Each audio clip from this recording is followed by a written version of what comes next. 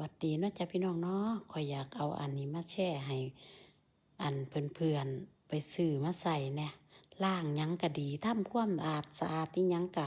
เกลี่ยงดีดีจ้ะพี่น้องเพิ่นฮ้องว่าพิงเป็นอันซูเปอร์อีหยังล่ะซูเปอร์ที่เฮาล้างถ้วยล้างจาน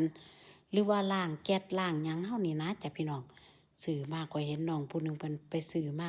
มีอยู่ขายอยู่แถวบันนิ่งเนาะจ้ะเนาะแต่ว่าเมืองไทยน่ะข่อยบ่ฮู้เด้อจ้ะเด้อ เจ้าต้องเข้าไปเบิ่งเอาเพราะว่าเดี๋ยวมันสิมีชื่ออยู่หันล่ะว่าพิงค์บ้านเฮาก็สิแปลว่าเป็นยี่ห้อสีชมพูนั่นล่ะจ้ะข้อยว่านี่ล่ะข้อยก็เลยอยากเอามาแบ่งปันกันว่าข้อยซื้อมาล้างแบบซักผ้าก็มีซักผ้าขาวนะจ้ะพี่น้องข้อยก็ได้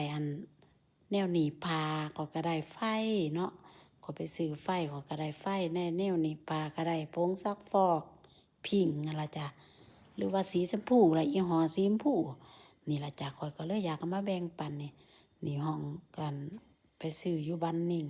เพิ่นขายทุกสิ่งทุกอย่างนั่นล่ะจ้ะพี่น้องเอ้ย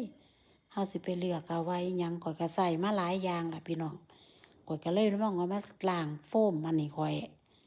โฟมมีหยังก็โคมไฟ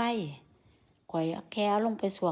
วกๆๆโอ้ยมันลดเกลี่ยงดีจ้ะพี่น้องข้อยก็เลยอยากมาแบ่งปันซั้นดอกจ้ะลองไปหาซื้อเบิ่งเด้อจ้ะพี่น้องเด้อหรือว่าเข้าไปเบิ่งอยู่ในอิหยังนะข้อยก็สิเว้าหลายบ่ได้ย้านเพิ่นบ่ให้เว้านี่ล่ะนั่นยี่ห้อนี่ล่ะจ้ะพี่น้องขอบคุณหลายๆ